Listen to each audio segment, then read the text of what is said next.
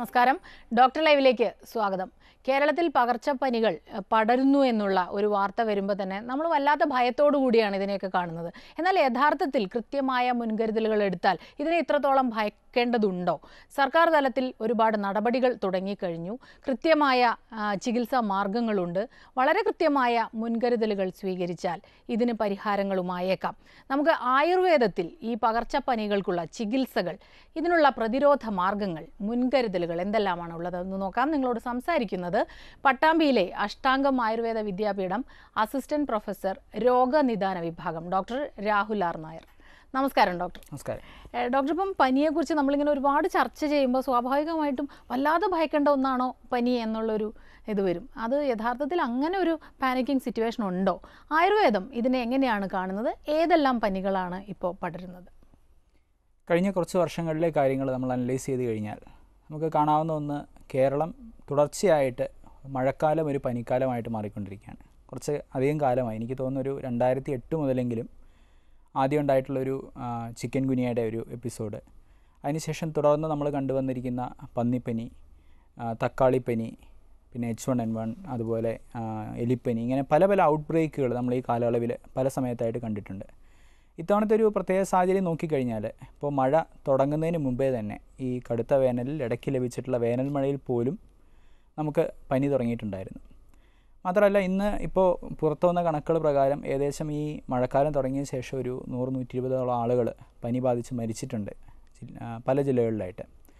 ചില സ്ഥലങ്ങൾ പ്രധാനമായിട്ടും പനിയുടെ ഒരു ഹോട്ട്സ്പോട്ട്സ് ഒക്കെ ആയിട്ട് മാറിയിട്ടുണ്ട്. ഉദാഹരണത്തിന് കോഴിക്കോട് ജില്ലയിലെ കൂരാച്ചുണ്ട് എന്ന് പറയുന്നൊരു ഗ്രാമം നമുക്കറിയാം. 17,000 ആളുകൾ താമസിക്കുന്ന സ്ഥലമാണ്. അവിടെ 12,000 ആളുകൾ പനിബാധിതരാണ്.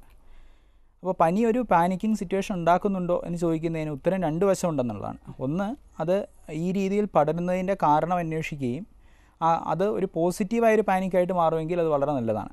രണ്ടാമത്, ഈ പനി എന്ന് പറയുന്ന സംഗതി വന്നു, അത് ഉടൻ തന്നെ അത് ഡെങ്കാണെന്ന് തീരുമാനിക്കുന്നു, അല്ലെങ്കിൽ സ്വയം ഡെങ്കാണെന്നോ എന്തെങ്കിലും സങ്കല്പിച്ച് ഒരു വിഭ്രാന്തജനകമായൊരു അവസ്ഥ പോലെ ആളുകൾ പെട്ടെന്ന് പേടിപ്പെടുത്തിയിട്ടുണ്ട്. അതെനിക്ക് തോന്നുന്നു ഒരുപക്ഷേ മാധ്യമങ്ങളിലും സമൂഹ മാധ്യമങ്ങളിലും ഒക്കെ ഈ കാര്യത്തെക്കുറിച്ച് വന്നുകൊണ്ടിരിക്കുന്ന ഇൻഫർമേഷൻസിൻ്റെ ഒരു ഓവർലോഡ് കൊണ്ടാവാം. അപ്പോൾ ജനങ്ങളെ സംബന്ധിച്ച് നോക്കുകയാണെങ്കിൽ, ഒരു ആരോഗ്യ പ്രവർത്തകൻ അല്ലെങ്കിൽ ഒരു ഡോക്ടർ എന്ന നിലയ്ക്ക് എനിക്ക് പറയാനുള്ളത്, പനി വന്നു കഴിഞ്ഞാൽ വരട്ടെ എന്നുള്ളതല്ല, പനി വന്നു കഴിഞ്ഞാൽ പാനിക്കാവാതിരിക്കുക, കൃത്യമായ വൈദ്യനിർദ്ദേശത്തോടു കൂടി തന്നെ ചികിത്സ തുടങ്ങുകയാണെങ്കിൽ നമുക്ക് ആ പനിയെ മറികടക്കാൻ സാധിക്കും. മറ്റൊന്ന്, ഈ ചോദ്യത്തിൻ്റെ രണ്ടാമത്തെ വശം, അതായത് ഇതിൻ്റെ മുൻകരുതലുകൾക്കാണ്. വേണ്ടവണ്ണം മുൻകരുതലുകൾ നമ്മൾ സ്വീകരിച്ചു കഴിഞ്ഞാൽ ഈ പനിയെ തടുക്കാൻ സാധിക്കും എന്നുള്ളതാണ്. ഈ മുൻകരുതലുകൾ എന്താണ് എന്ന് ചോദിച്ചു കഴിഞ്ഞാൽ, ആയുർവേദത്തിൻ്റെ ഒരു പൊതുവായ ഒരു സമീപനം, എനിക്ക് തോന്നുന്നത് ചരകസംഹിത എന്ന് പറഞ്ഞ് നമ്മളെല്ലാവരും ഒരുപക്ഷെ കേട്ടിട്ടുണ്ടാവും. ഇന്ത്യയിലെ ഒരു നമ്പർ 1 മെഡിക്കൽ ഫിലോസഫർ എന്ന രീതിയിൽ അറിയപ്പെടുന്ന ഒരാളാണ് 2000 വർഷം മുമ്പ് ഉണ്ടായിരുന്ന ചരകൻ. അദ്ദേഹത്തിൻ്റെ ഒരു റെക്കോർഡഡ് ഒബ്സർവേഷൻ എന്ന് പറയുന്നത്, പലപ്പോഴും നമ്മൾ ചെയ്യേണ്ടതായിട്ടുള്ള പ്രവൃത്തികൾ കൃത്യമായിട്ട് ചെയ്യാത്തതിൻ്റെ ഒരു ഔട്ട്പുട്ടാണ് ഈ എപ്പിഡമിക്കിൻ്റെ ഓൺസെറ്റ് എന്നാണ് പറയുന്നത്. അതായത് സ്റ്റേറ്റ് അഡ്മിനിസ്ട്രേഷൻ വേണ്ടവണ്ണം കാര്യങ്ങൾ ചെയ്യാതിരിക്കുക, സിറ്റിസൺസ് അവർ ചെയ്യേണ്ട ഡ്യൂട്ടി കറക്റ്റായിട്ട് ചെയ്യാതിരിക്കുക, റിഗാർഡിംഗ് ഹെൽത്ത് അത് ചെയ്യാതിരിക്കുമ്പോഴാണ് പലപ്പോഴും ഇങ്ങനെയുള്ള ഔട്ട് ബ്രേക്കുകളിൽ ഇത് കലാശിക്കുന്നത്. അപ്പോൾ ഇതിന് മുൻകരുതലുകൾ എവിടെ തുടങ്ങണമെന്ന് ചോദിച്ചു കഴിഞ്ഞാൽ, ഒരുപക്ഷെ തുടങ്ങേണ്ടുന്നത് ഈ പറയുന്ന രീതിയിലുള്ള കൃത്യമായിട്ടുള്ള ഹെൽത്ത് റിലേറ്റഡ് ഡ്യൂട്ടീസ് 2 പാർട്ടികളും കൃത്യമായിട്ട് ഡിസ്ചാർജ് ചെയ്യുകയാണെങ്കിൽ, അഡ്മിനിസ്ട്രേറ്റീവ് വിങ്ങും അതുപോലെ തന്നെ സിറ്റിസൺസും ഒരേപോലെ ഡിസ്ചാർജ് ചെയ്യുകയാണെങ്കിൽ നമുക്ക് മുൻകരുതലുകൾ സ്വീകരിക്കാം. ഒരു വ്യക്തിയെ സംബന്ധിച്ചിടത്തോളം 2 പടികളായിട്ടാണ് എനിക്ക് തോന്നുന്നത്. ഒന്നെന്ന് പറയുന്നത്, അയാൾ സമൂഹവുമായിട്ട് ഇൻട്രാക്ട് ചെയ്യുമ്പോൾ സ്വീകരിക്കേണ്ടുന്ന നടപടികൾ. ഒന്ന്, നമ്മുടെ വീട്ടിൽ കുന്നുകൂടുന്ന മാലിന്യങ്ങളും മറ്റു കാര്യങ്ങളും ഉറവിടത്തിൽ തന്നെ കൃത്യമായ രീതിയിൽ സംസ്കരിക്കുകയും അത് മറ്റുള്ളവർക്ക് ഒരു സൊസൈറ്റിക്കൊരു ഹാനികരമാവാത്ത രീതിയിൽ മുന്നോട്ട് കൊണ്ടുപോവുകയും ചെയ്യാം. ഡോക്ടർ, ഇപ്പോൾ നമ്മൾ പനികളെ കുറിച്ച് പറയുമ്പോൾ, ഈ പനി വന്നു 2-3 ദിവസം നമ്മൾ സാധാരണ വീട്ടിലെ ചില മാർഗങ്ങളൊക്കെ ഉപയോഗിച്ചിട്ട് ഇരുന്നു. ചിലർക്ക് മാറിപ്പോകാം, ചിലർക്ക് വീണ്ടും നീണ്ടു നിൽക്കുന്നു. അപ്പോൾ എപ്പോഴാണ് നമ്മൾ ആയുർവേദ വിധി പ്രകാരം നമ്മൾ എപ്പോഴാണ് ഒരു വിദഗ്ധനെ കാണേണ്ടത്? പനി വരുന്നു, ഇപ്പോൾ സാധാരണയായി കേട്ടുവരുന്ന ഒരു പരാതി, പനി വന്നു, പനിക്ക് സാധാരണ മാർക്കറ്റിൽ അവൈലബിൾ ആയിട്ടുള്ള മരുന്നുകൾ കഴിച്ചുകൊണ്ടിരിക്കുന്നു, ചില ആളുകൾക്ക് കുഴപ്പമൊന്നും ഉണ്ടാകുന്നില്ല. ഇത് കണ്ട് ബാക്കി എല്ലാവരും ആ മാർഗം സ്വീകരിക്കുമ്പോൾ ചില പ്രത്യേക സാഹചര്യങ്ങളിലാണ് അത് പ്രശ്നമായിട്ട് തീരാറുള്ളത്. ഉദാഹരണത്തിന്, ചില പ്രത്യേക അവസ്ഥയിലുള്ള ആളുകൾ, പ്രായമായ ആളുകൾ, അല്ലെങ്കിൽ മറ്റ് കരൾ സംബന്ധമായോ ശ്വാസകോശ സംബന്ധമായോ പ്രശ്നങ്ങളുള്ള ആളുകൾ, കൊച്ചുകുട്ടികൾ, ഗർഭിണികൾ, ഇങ്ങനെയുള്ള ആളുകൾക്കൊക്കെ പനി വന്നു കഴിഞ്ഞാൽ അവർ ഒരു കാരണവശാലും സ്വയം ചികിത്സ ചെയ്യരുത്. മറിച്ച് അവർ കുറേ കൂടി വൈദ്യനിർദ്ദേശപ്രകാരം കൃത്യമായിട്ടുള്ള മരുന്നുകൾ സെലക്ട് ചെയ്ത് അതിനനുസരിച്ച് കഴിച്ച് മുന്നോട്ട് പോവുകയാണ് വേണ്ടത്. അപ്പോൾ ആയുർവേദത്തിനെ സംബന്ധിച്ച് നോക്കുമ്പോൾ ആയുർവേദം ചില പ്രത്യേക ആളുകളെ അവരുടെ ശരീരബലം കുറഞ്ഞ ആളുകളായിട്ട് വിശേഷിപ്പിക്കാറുണ്ട്. അത് ഈ പറയുന്ന വിഭാഗത്തിലൊക്കെ പെടുന്ന നമ്മൾ പറയുന്ന കോമോർബിഡിറ്റീസ്, അതായത് മറ്റ് അസുഖങ്ങൾ കൂടെയുള്ള ആളുകൾക്ക് ശരീരബലം കുറഞ്ഞിരിക്കുന്ന സമയത്ത് വരുന്ന പനി അവർക്ക് മാരകമായിട്ട് തീർന്നേക്കാം. അപ്പോൾ അത്തരം സാഹചര്യങ്ങളിൽ അവർ ഈ വിവേചന ശക്തി ഉപയോഗിച്ച് ഡോക്ടറെ കാണുകയും കൃത്യമായ പരിശോധനകൾ നടത്തുകയും മരുന്നുകൾ സ്വീകരിക്കുകയും വേണം. ഓക്കെ, ഇപ്പോൾ ഡോക്ടർ പറഞ്ഞതനുസരിച്ചിട്ട് ഇപ്പം കുറച്ച് ഗൗരവമേറിയ ചില അസുഖങ്ങളുള്ളവർ, അപ്പോൾ അവർക്ക് പനി വന്നാൽ നമ്മൾ വീട്ടിൽ സാധാരണ പോലെ വച്ചുകൊണ്ടിരിക്കാൻ പാടില്ല അല്ലേ? നേരെ ഡോക്ടറെ അടുത്ത് കൊണ്ടുപോകേണ്ടത് തന്നെയാണ്. അപ്പോൾ നമ്മൾ ഡയഗ്നോസ് ചെയ്തു ഇപ്പോഴുള്ള ഈ പനികളിൽ ഡെങ്കിപ്പനിയാണല്ലോ നമ്മൾ വല്ലാതെ ഭയത്തോടു കൂടി കാണുന്നത്. ഡെങ്കിപ്പനിക്ക് എന്തെല്ലാം മാർഗ്ഗങ്ങളാണ്, ചികിത്സാ മാർഗ്ഗങ്ങളാണ് ആയുർവേദത്തിലുള്ളത്? ഡെങ്കിപ്പനിയെ സംബന്ധിച്ച് പറയുമ്പോൾ നിങ്ങളൊരു ഡെങ്കിപ്പനി ഉണ്ടോ എന്ന് തീരുമാനിക്കുന്നത് ഒരുപക്ഷെ അതിൻ്റെ ബയോകെമിക്കൽ ടെസ്റ്റ് ചെയ്തിട്ടാണ് ഉറപ്പിക്കുന്നത്. അതിൻ്റെ ആൻറ്റിബോഡി ടെസ്റ്റ് ചെയ്യുമ്പോഴാണ് നമ്മൾ ഡെങ്കിപ്പനി ഉണ്ട് എന്ന് നമ്മൾ ഉറപ്പിക്കുന്നത്. ഒരു കാര്യം നമുക്ക് പറയാം, വരുന്ന എല്ലാ പനികളും ഡെങ്കിപ്പനിയല്ല. രണ്ടാമത്തെ കാര്യം, വരുന്ന എല്ലാ ഡെങ്കിപ്പനികളും ഈ പറഞ്ഞതുപോലെ മാരകവുമല്ല. ഒരു 10% ഡെങ്കിപ്പനികളാണ് ഒരുപക്ഷെ അതിൻ്റെ രണ്ടാമത്തെ ഘട്ടത്തിലേക്ക് കടന്ന് ഡെങ്കി ഹെമറേജിക് ഫീവറായിട്ട് മാറുകയും പിന്നീടൊരു ഷോക്ക് സിൻഡ്രോമൊക്കെ വന്ന് ഒരുപക്ഷെ ആളുകൾ മരിച്ചു പോവുകയും ചെയ്യുന്നത്. അപ്പോൾ നിങ്ങൾ ഡെങ്കിപ്പനിയാണ് എന്ന് കണ്ടു കഴിഞ്ഞാൽ ഉറപ്പായിട്ടും ഒരു ഡോക്ടറുടെ അടുത്ത് ചികിത്സ തേടുകയും, അപ്പോൾ അതിൽ നമ്മൾ സ്വീകരിക്കുന്ന ചില നടപടിക്രമങ്ങളുണ്ട്. ഒന്ന് എന്ന് പറയുന്നത് പനിയെ കൺട്രോളിലായിട്ട് നിർത്തുക എന്നുള്ളതാണ്. രണ്ട്, ഈ ഡെങ്കിപ്പനിയുടെ ഒരു പ്രത്യേക സ്വഭാവവിശേഷം എന്ന് പറയുന്നത് ഇത് കുറച്ച് മുന്നോട്ട് പോയി കഴിഞ്ഞു കഴിഞ്ഞാൽ രക്തത്തിലുള്ള പ്ലേറ്റ്ലെറ്റുകളെ നശിപ്പിക്കാൻ ഉള്ള സ്വഭാവമുണ്ട്. മാത്രമല്ല ശരീരത്തിൽ പലയിടത്തും നീർക്കെട്ട് മുതലായിട്ടുള്ള സംഗതികളൊക്കെ ഉണ്ടാവും. അപ്പോൾ അതിന് ആയുർവേദം സ്വീകരിച്ചു വരുന്ന സ്ട്രാറ്റജി, ഒന്ന് പനി കുറയ്ക്കാനുള്ള മരുന്നുകൾ കൊടുക്കുക, രണ്ട് ഈ രോഗിയുടെ ശരീരബലത്തിനെ പരമാവധി സപ്പോർട്ട് ചെയ്യുക എന്നുള്ളതാണ്. അത് പല രീതിയിലാണ്. ഒന്നെന്ന് പറയുന്നത് മരുന്നുകളിലൂടെ, രണ്ട് അയാൾ കഴിക്കുന്ന ഭക്ഷണത്തിലൂടെ, മൂന്ന് അയാൾക്ക് ബാക്കിയുള്ള സപ്പോർട്ട്, നമ്മൾ അയാളുടെ ശരീരത്തിലുള്ള ജലാംശത്തിൻ്റെ നഷ്ടം പരിഹരിക്കാൻ ഉപയോഗിക്കുന്ന വെള്ളത്തിൽ കൂടി പോലും മരുന്നുകൾ ശരീരത്തിൽ എത്തിച്ചുകൊണ്ട് ആ രോഗിക്ക് വേണ്ട ബലം കൊടുത്ത് അയാളെ അപകടത്തിൽ നിന്ന് രക്ഷിക്കുക എന്നുള്ളതാണ് ഉപയോഗിക്കുന്ന മാർഗം. ഒരു കോളർ വെയിറ്റ് ചെയ്യുന്നുണ്ട് ഡോക്ടർ. ഹലോ. ഹലോ, നമസ്കാരം. ഡോക്ടർ ലൈവാണ്, സംസാരിച്ചോളൂ. എബ്രഹാം മാത്യു, കാസർഗോഡ്. പറയൂ ഡോക്ടറെ, ഈ വിറ്റാമിൻ സിയുടെ കുറവുമല്ലേ ഈ പനിയുടെ എല്ലാം കാരണങ്ങളിൽ പ്രധാനം? അങ്ങനൊരു വൈറ്റമിൻ സിയുടെ കുറവ് പനിക്ക് കാരണമായിട്ട് നമുക്ക് പരിഗണിക്കാൻ പറ്റില്ല. ആയുർവേദത്തിനെ സംബന്ധിച്ച് പറയുമ്പോൾ ഒരാളുടെ ദഹന പചന വ്യവസ്ഥകളൊക്കെ വളരെ കൃത്യമായിട്ടിരിക്കുകയാണെങ്കിൽ, നമ്മുടെ കൺസെപ്റ്റുകളിൽ വളരെ പ്രധാനമായിട്ടുള്ളതാണ് അഗ്നി എന്ന് പറയുന്ന കൺസെപ്റ്റ്. അഗ്നി എന്ന് പറയുന്നത് ശരീരത്തിൻ്റെ എല്ലാ മെറ്റബോളിക് ഫാക്ടേഴ്സിൻ്റെയും കൂടി ഒരു യൂണിയനാണ്. അപ്പോൾ നമ്മുടെ മെറ്റബോളിക് ഫാക്ടേഴ്സ് എല്ലാം നോർമലാണ് എങ്കിൽ ഒരു വ്യക്തിക്ക് ആവശ്യത്തിനുള്ള വൈറ്റമിൻ സി അയാൾ കഴിക്കുന്ന ഭക്ഷണത്തിൽ നിന്നൊക്കെ ലഭിക്കേണ്ടതാണ്. വൈറ്റമിൻ സി ലഭിക്കാതാവുന്ന ഘട്ടത്തിൽ ഒരുപക്ഷെ അയാൾക്കുണ്ടാകുന്ന മറ്റ് വൈറ്റമിൻ സിയുടെ കുറവുണ്ടാകുന്ന രോഗങ്ങളാകാം, അയാളുടെ രോഗപ്രതിരോധ ശേഷി കുറയാം, അതുമൂലം ഒരുപക്ഷെ അയാൾക്ക് പനി വരാനും സാധ്യതയുണ്ട്. ഓക്കെ, വൈറ്റമിൻ സി അതുകൊണ്ടാണ് ഈ ഓറഞ്ച് നാരങ്ങ ഒക്കെ കഴിക്കണം എന്ന് പറയുന്നത്. ഈ വൈറ്റമിൻ സിയുടെ ഒരു ഇതുകൊണ്ടാണോ, അത് തമ്മിൽ ബന്ധമുണ്ടോ? അങ്ങനെ ഉണ്ടെന്ന് എനിക്ക് തോന്നുന്നില്ല. പിന്നെ എന്തുകൊണ്ടാണ് ഇങ്ങനെ ഒരു സംശയം വരാൻ കാരണം? ഇതൊരു പനിയുമായിട്ട് ബന്ധപ്പെടുത്തിയിട്ട് വൈറ്റമിൻ സി.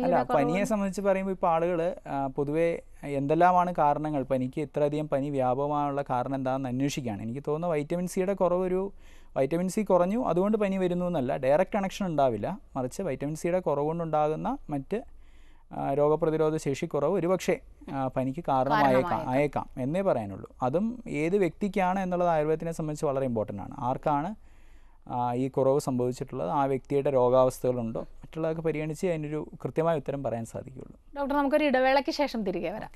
ഡോക്ടർ ലൈവിൽ ഒരു ഇടവേള.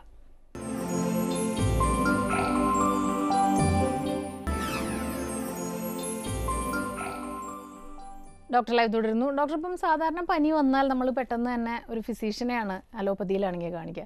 ഈ രോഗനിദാന വിഭാഗം അതാണോ ശരിക്കും പനിയുടെ? ഈ വിഭാഗത്തിൻ്റെ ഒരു പ്രത്യേകത എന്താണ്? പനികളൊക്കെ വരുമ്പോൾ ഈ വിഭാഗത്തിലാണോ നമ്മൾ നോക്കുന്നത്? ആയുർവേദത്തിൽ ജനറൽ മെഡിസിൻ വിഭാഗത്തിൽ പ്രധാനമായിട്ടും പറയുന്നത് കായചികിത്സ എന്ന് പറയുന്ന വിഭാഗമാണ്. കായം എന്ന് പറയുന്നതുകൊണ്ട് നമ്മൾ അഗ്നി എന്നുള്ളതാണ് ഉദ്ദേശിക്കുന്നത്. നമ്മൾ മെറ്റബോളിക് ഫാക്ടേഴ്സിനെ റെഗുലേറ്റ് ചെയ്തുകൊണ്ട് ചികിത്സിക്കുന്ന വിഭാഗം അത്. അതിൻ്റെ ഒരു സ്പെഷ്യാലിറ്റിയിൽ വരുന്ന ഒരു വേരിയൻ്റാണ് ഈ രോഗനിദാന വിഭാഗം. ഇതിൽ രോഗകാരണങ്ങളെ മുന്നോട്ട് വെച്ചുകൊണ്ട് രോഗങ്ങളെ ചികിത്സിക്കുക എന്നുള്ളതാണ് പ്രധാനമായിട്ട് ഈ വിഭാഗത്തിൽ ഉദ്ദേശിക്കുന്നത്. അപ്പോൾ ഓക്കെ. ജനറൽ മെഡിസിൻ വിഭാഗത്തിൽ വരുന്ന കായൽസ, രോഗദാനം ഈ വിഭാഗങ്ങളിലെല്ലാം തന്നെ പനിക്കുള്ള ചികിത്സ ലഭ്യമാണ് നിങ്ങൾക്ക്. ഒരു കോളറുണ്ട്. യെസ്. ഹലോ ഹലോ, നമസ്കാരം, ചോദിച്ചോളൂ. സാറേ, ഞാനത് എറണാകുളത്ത് നിന്ന് വിളിക്കുന്നത്. പറഞ്ഞോളൂ. എൻ്റെ പേര് ആഷർ എന്നാണ്. ആ. എനിക്ക് കഴിഞ്ഞ സെപ്റ്റംബറിൽ ഒരു ഡെങ്കിപ്പനി വന്നായിരുന്നു. അപ്പോൾ അത് ഭയങ്കര കോംപ്ലിക്കേറ്റഡ് ആയിട്ട് 11,000 കൗണ്ട് വരെ ആയി, കുറഞ്ഞ്. ആ. അപ്പൊ ഇനി അത് രണ്ടാമത് വന്ന പ്രശ്നമെന്നൊക്കെ ഇങ്ങനെ പറഞ്ഞേക്കുണ്ട്. അപ്പൊ അതെന്താണ്, അതിനെ കുറിച്ച് വല്ല ഇതെന്താണെന്നറിയാനാണ് പ്രതിവിധിയായിട്ട്. ഡെങ്കിപ്പനി ഒരാൾക്ക് ഒരു തവണ വന്നു കഴിഞ്ഞാൽ പിന്നെയും വരാൻ ചാൻസ് ഉണ്ട്. അതിൻ്റെ കാരണം ഡെങ്കിപ്പനിക്ക് കാരണമായിട്ടുള്ള വൈറസുകൾ പല വേരിയൻറ്റുകൾ ഉണ്ട് എന്നുള്ളതുകൊണ്ടാണ്. 3-4 വേരിയൻ്റ് അതിനുണ്ട്. അപ്പോൾ അതുകൊണ്ട് തന്നെ വേറെ ഒരു വേരിയൻറ്റ് ഗ്രൂപ്പിലുള്ള വൈറസ് ബാധ നിങ്ങൾക്കുണ്ടാവുകയാണെങ്കിൽ ഇനിയും ഡെങ്കിപ്പനി ഉണ്ടാകാം. ഒന്ന് എടുക്കേണ്ട മുൻകരുതലുകളെ കുറിച്ചാണ്. ഇപ്പോൾ ഒരു പനിക്കാലമാണ്. പൊതുവേ ചുറ്റുപാടുമുള്ള ആളുകൾക്ക് എല്ലാവർക്കും പനിയുണ്ടെങ്കിൽ കുറച്ച് കാര്യങ്ങൾ ഓൾറെഡി ഡെങ്കിപ്പനി വന്ന ആളുകൾക്ക് സ്വീകരിക്കാം. ഒന്ന്, കഴിക്കേണ്ടുന്ന ആഹാരം, ദഹിക്കാൻ എളുപ്പമുള്ള ലഘുവായ ചൂടുള്ള ആഹാരങ്ങൾ കഴിക്കുക. അതാണ് ഏറ്റവും പ്രാഥമികമായിട്ട് ചിന്തിക്കേണ്ട ഒന്ന്. നമ്മൾ കഴിക്കുന്ന കൃത്യമായ ഇടവേളകളിൽ ദഹിക്കാൻ സപ്പോർട്ടീവായിട്ടുള്ള തരത്തിലുള്ള ആഹാരങ്ങൾ ഉപയോഗിക്കുക. ആവിയിൽ വെന്തിട്ടുള്ള സാധനങ്ങൾ ചൂടോടുകൂടി കഴിക്കുക. 2, അമിതമായ ഭക്ഷണം, അതായത് വിശപ്പുണ്ടെങ്കിൽ പോലും നമുക്ക് ദഹന വ്യവസ്ഥയ്ക്ക് ഒരു ചലഞ്ച് കൊടുക്കുന്ന രീതിയിലുള്ള ഭക്ഷണങ്ങൾ ഉപേക്ഷിക്കുക. കാരണം ധാരാളം പഠനങ്ങൾ നടന്നുകൊണ്ടിരിക്കുകയാണ് നമ്മുടെ മെറ്റബോളിക് ആക്ടിവിറ്റീസും ഇമ്മ്യൂണിറ്റിയും തമ്മിൽ ബന്ധമുണ്ടോ എന്നുള്ളത്. അപ്പോൾ ഒരാളുടെ രോഗപ്രതിരോധ ശേഷിക്ക് കാരണമായിരിക്കുന്ന അയാളുടെ ശരീരബലം എന്ന ആയുർവേദം നിർവചിക്കുന്ന ഘടകങ്ങൾക്കെല്ലാം അടിസ്ഥാനമായിരിക്കുന്നത് ഈ പചന പ്രക്രിയയാണ്. അപ്പോൾ അതുകൊണ്ട് തന്നെ അത്തരം കാര്യങ്ങളിൽ ഒന്ന് പൊതുവായി ശ്രദ്ധിക്കുക. രണ്ടാമത്, നമ്മൾ ഉപയോഗിക്കേണ്ട ചില കാര്യങ്ങൾ, അതായത് ചുറ്റുപാടും എല്ലാം പനിയുണ്ട് എങ്കിൽ, നിങ്ങൾക്ക് വരാനുള്ള സാധ്യതയുണ്ടെങ്കിൽ നിങ്ങൾ അടുത്തുള്ള ഒരു ആയുർവേദ വിദഗ്ധനെ കാണുകയും നിങ്ങളുടെ പ്രത്യേക അവസ്ഥകൾ മനസ്സിലാക്കിക്കൊണ്ട് അദ്ദേഹം നിങ്ങൾക്ക് പ്രിവെൻറ്റീവായിട്ടുള്ള കുറച്ച് മെഡിസിൻസ് തരികയും ചെയ്യും. അത് കൃത്യമായിട്ട് ഉപയോഗിക്കുക. പലപ്പോഴും ആ മരുന്നുകളെല്ലാം തന്നെ നിങ്ങളുടെ രോഗപ്രതിരോധ ശേഷി വർദ്ധിപ്പിക്കാനും പചന വ്യവസ്ഥയെ സുസ്ഥിരപ്പെടുത്താനും അതുപോലെ തന്നെ കൃത്യമായിട്ട് നിങ്ങളുടെ ശരീരത്തിൽ നിന്ന് നിങ്ങളുടെ വേസ്റ്റ് പ്രോഡക്ട്സ് എലിമിനേറ്റ് ചെയ്യപ്പെടുന്നുണ്ട് എന്ന് ഉറപ്പുവരുത്താനുള്ള മരുന്നുകളായിരിക്കും. അത് ഉപയോഗിക്കുക.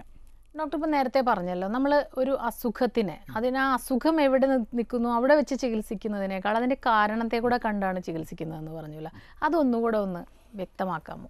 അപ്പോൾ ആയുർവേദത്തിൻ്റെ ഒരു ശൈലിയാണ് അതെന്ന് പറയാം. കാരണം ആയുർവേദത്തിനെ സംബന്ധിച്ച് പറയുകയാണെങ്കിൽ നമ്മൾ പൊതുവേ പറയാറുണ്ട്, ഒരു ആയുർവേദ ഡോക്ടർ സ്പെഷ്യലൈസ് ചെയ്യുന്ന രോഗിയിലാണ് എന്ന് പറയും. രോഗത്തേക്കാൾ ഉപരി ഒരു രോഗിക്കും വേണ്ടി ഒരു പേഴ്സണലൈസ്ഡ് മെഡിസിൻ്റെ വളരെ ഉദാത്തമായൊരു ഭാവമാണ് നമ്മൾ ആയുർവേദത്തിൽ കാണുന്നത്. അതുകൊണ്ട് തന്നെ പലപ്പോഴും ഒരു വ്യക്തിക്ക് ഡെങ്കിപ്പനി വന്നു അല്ലെങ്കിൽ H1N1 വന്നു എന്ന് നമ്മൾ പറയുമ്പോൾ ആ വ്യക്തിക്ക് അതുണ്ടാവാനുള്ള കാരണങ്ങളാണ് ആയുർവേദം അന്വേഷിക്കുന്നത്. ഇല്ലെങ്കിൽ ഒരു വ്യക്തി മാത്രമല്ല, നമ്മളിപ്പോൾ ഈ നേരത്തെ പറഞ്ഞ കൂരാച്ചുണ്ട് പഞ്ചായത്ത് പോലുള്ള സ്ഥലങ്ങളിലെല്ലാം എന്തുകൊണ്ട് ഇങ്ങനെ വരുന്നു ആ കാരണത്തെ അന്വേഷിക്കുകയും അതിനെ പ്രോപ്പറായിട്ട് അഡ്രസ്സ് ചെയ്യുകയാണ് ആയുർവേദം ഉദ്ദേശിക്കുന്നത്. അപ്പോൾ അത് നമ്മൾ അന്വേഷിക്കുമ്പോൾ നമ്മൾ പൊതുവേ കാണാറുള്ളത് ആളുകളുടെ ആഹാര രീതിയിലുള്ള പ്രശ്നം, അവർ കഴിക്കുന്ന സമയത്തിലുള്ള പ്രശ്നമാകാം, ഓൾറെഡി അവിടെ ഉള്ള കുമിഞ്ഞുകൂടിയിരിക്കുന്ന മാലിന്യങ്ങളാവാം. അപ്പോൾ അങ്ങനെയുള്ള പല പ്രശ്നങ്ങളും ഇതിന് കാരണമായിട്ട് തീരാറുണ്ട്. അപ്പോൾ ഇത് ഈ എപ്പിഡമിക്കിനെ സംബന്ധിച്ച് പറയുകയാണെങ്കിൽ കേവലം അതൊരു ഹെൽത്ത് ഇഷ്യൂ അല്ല, മറിച്ച് അതൊരു ഹെൽത്തും പൊളിറ്റിക്സും അഡ്മിനിസ്ട്രേഷനും എല്ലാം ലിങ്ക് ചെയ്ത് കിടക്കുന്ന സംഗതിയാണ്. എല്ലാം ഒരേപോലെ അതിൻ്റെ റോൾ നിർവഹിക്കുമ്പോഴാണ് ഒരു എപ്പിഡമിക്കിനെ നമുക്ക് കൺട്രോൾ ചെയ്യാൻ പറ്റുള്ളൂ. അടുത്തൊരു കോളിലേക്ക് പോകാം ഡോക്ടർ. ഹലോ. ഹലോ, നമസ്കാരം. ഡോക്ടർ ലൈവാണ്, ഡോക്ടറോട് സംസാരിച്ചോളൂ. ഡോക്ടറെ പറയൂ. എനിക്ക് പനി വന്നിട്ടൊരു 4 ദിവസത്തോളമായി. പനിയൊക്കെ മാറി. ഹലോ, കേൾക്കുന്നുണ്ട്, ചോദിച്ചോളൂ. പനിയൊക്കെ മാറി. പക്ഷെ ഇപ്പൊ ഇന്നലെ തൊട്ട് ദേഹത്തൊക്കെ മൊത്തം ചോറിന് കളറെ തടിച്ചു പൊങ്ങിയിരിപ്പുണ്ട് ഇങ്ങനെ. ഇത് പനി ടോട്ടലായിട്ട് മാറിയെന്ന് അദ്ദേഹം പറയുന്നു. നമ്മൾ പൊതുവെ കാണുന്നൊരു സംഗതി, നമ്മൾ ടെമ്പറേച്ചർ നോർമലായാൽ പോലും ഒരുപക്ഷെ പനി പൂർണ്ണമായിട്ട് മാറി എന്ന് നമുക്ക് പറയാൻ സാധിക്കില്ല. മറിച്ചൊരു വ്യക്തി തിരിച്ച് അയാളുടെ പൂർവ്വസ്ഥിതിയിലുള്ള ആരോഗ്യത്തിലേക്ക് വന്നെങ്കിൽ മാത്രമേ നമുക്ക് പനി മാറിയെന്ന് പറയാൻ സാധിക്കുള്ളൂ. ഈ പ്രത്യേക കേസിൽ ഇദ്ദേഹത്തിൻ്റെ അവസ്ഥയിൽ ചുവന്ന് തടിച്ച പാടുകൾ ഇപ്പോൾ പുതുതായിട്ട് കണ്ടു തുടങ്ങിയിരിക്കുന്നു എന്ന് പറയുന്നു. തീർച്ചയായിട്ടും ഒരു ആയുർവേദ ഡോക്ടറെ കണ്ട് അദ്ദേഹം ബാക്കിയുള്ള കാര്യങ്ങൾ എക്സാമിൻ ചെയ്യണം. ഞാൻ പറയുന്നത് ഒരു ക്വാളിഫൈഡ് മെഡിക്കൽ പ്രാക്ടീഷണറെ കാണുകയും അദ്ദേഹത്തിൻ്റെ ഉപദേശം സ്വീകരിച്ചുകൊണ്ട് മുന്നോട്ട് പോവുകയും വേണ്ടതാണ്. കാരണം ഒരുപക്ഷെ വന്നത് ഒരു പ്രത്യേക രീതിയിലുള്ള വൈറൽ പനിയായിരിക്കും. വൈറസിൻ്റെ ടോക്സിൻസ് ചിലപ്പോൾ നിങ്ങളുടെ ബോഡിയിൽ ബാക്കിയുണ്ടാകാം. ഇല്ലെങ്കിൽ ഇനി ഒന്ന് കാലാവസ്ഥ ചിലപ്പോൾ മാറുമ്പോൾ അടുത്ത പനിയായിട്ട് അത് മാറാം. അപ്പോൾ അതുകൊണ്ട് നിങ്ങളിപ്പോൾ നിൽക്കുന്ന അവസ്ഥയിൽ നിന്നും പൂർണ്ണമായൊരു ആരോഗ്യസ്ഥിതിയിലേക്ക് എത്തിയിട്ടില്ല എന്ന് കണക്കാക്കിക്കൊണ്ട് മരുന്നുകൾ കഴിക്കുകയും ഡോക്ടറുടെ ഉപദേശപ്രകാരം മുന്നോട്ട് പോവുകയും വേണം. ഓക്കെ, ഇപ്പോൾ പനി വന്നു, വ്യക്തികളെ നോക്കിയാണ് ചികിത്സിക്കുന്നത് എന്ന് വരുമ്പോൾ 4 രോഗികൾ വരുന്നു ഒരേ പനി ബാധിച്ചിട്ട്. അപ്പോൾ അവരുടെ ചികിത്സകൾ, അവർക്ക് കൊടുക്കുന്ന മരുന്നുകൾ വ്യത്യസ്തമായിരിക്കുമെന്നാണോ പറയുന്നത്? വ്യത്യസ്തമാകാം ആയുർവേദത്തിനെ സംബന്ധിച്ച്. കാരണം ഈ വരുന്ന 4 രോഗികളുടെയും പ്രായം, അവരുടെ മറ്റ് രോഗാവസ്ഥകൾ, ഇതെല്ലാം ചികിത്സയിൽ വളരെ പ്രധാനമർഹിക്കുന്ന കാര്യങ്ങളാണ്. പലപ്പോഴും ഈ ഡെങ്കിപ്പനി കോംപ്ലിക്കേഷനിലേക്ക് പോകുന്നുണ്ടോ എന്നറിയണമെങ്കിൽ ഒരു ആയുർവേദ ഡോക്ടർക്ക് ആ സിംറ്റം നോക്കി മനസ്സിലാക്കി പ്രവചിക്കാൻ സാധിക്കും. അതിൻ്റെ ഒപ്പം നമുക്ക് സപ്പോർട്ടീവായിട്ടുള്ള മറ്റ് ബയോകെമിക്കൽ ടെസ്റ്റുകളും ഒക്കെ വേരിയിങ് ആണ് എന്ന് നമ്മൾ കണക്കാക്കുമ്പോഴാണ് ഇത് കോംപ്ലിക്കേഷനിലേക്ക് മൂവ് ചെയ്യുന്നതെന്ന് മനസ്സിലാകുന്നത്. അപ്പോൾ ഓരോ വ്യക്തികൾക്കും അനുസരിച്ച് അവരുടെ ശരീരത്തിൻ്റെ പ്രകൃതി പോലും ഈ പനിയെ ബാധിക്കാം, അവരുടെ ജീവിത സാഹചര്യങ്ങൾ ബാധിക്കാം, മറ്റ് രോഗാവസ്ഥകൾ ബാധിക്കാം. അതിനനുസരിച്ച് ഇവർക്ക് കൊടുക്കുന്ന മരുന്നുകളും ആഹാരവും അവർക്ക് നമ്മൾ നിർദ്ദേശിക്കുന്ന പാനം, ജലം കുടിക്കാനുള്ള വെള്ളത്തിൽ പോലും നമ്മൾ കാര്യമായിട്ട് വ്യത്യാസം വരുത്താറുണ്ട്. ചെറിയ എക്സാമ്പിൾ പറയുകയാണെങ്കിൽ കുറച്ച് നമ്മൾ പിത്തം എന്ന് പറയും, ശരീരത്തിൻ്റെ ഊഷ്മാവിൻ്റെ തോതനുസരിച്ചാണ് നമ്മൾ പൈത്യോജ്വരം ആവുന്നുണ്ടോ എന്ന് പറയാറുള്ളത്. പൈത്യോജ്വരം കൂടി നിൽക്കുന്ന രോഗികളിൽ ഈ പറയുന്ന ഡെങ്കിപ്പനിയിലൊക്കെ കാണുന്ന ഇത്തരം ഹൈ ടെമ്പറേച്ചർ വരുന്ന സമയത്തൊക്കെ അത് കോംപ്ലിക്കേഷനിലേക്ക് പോകാൻ സാധ്യതയുണ്ടെങ്കിൽ പലപ്പോഴും നമ്മൾ കൊടുക്കുന്ന മരുന്നുകളിലൊക്കെ ചുക്ക് ഒഴിവാക്കി കൊടുക്കാൻ ശ്രമിക്കാറുണ്ട്. അപ്പോൾ ഞാനതൊരു എക്സാമ്പിളായിട്ട് പറഞ്ഞാൽ, മരുന്നുകൾ സെലക്ട് ചെയ്യുന്നതിൽ പോലും നമ്മൾ വളരെ പേഴ്സണലൈസ്ഡ് ആണ് സെലക്ട് ചെയ്യുന്നത്. ഡോക്ടർ, നമുക്ക് മറ്റൊരു ഇടവേളയ്ക്ക് ശേഷം തിരികെ വരാം. ഡോക്ടർ ലൈവിൽ ഒരു ഇടവേള കൂടി.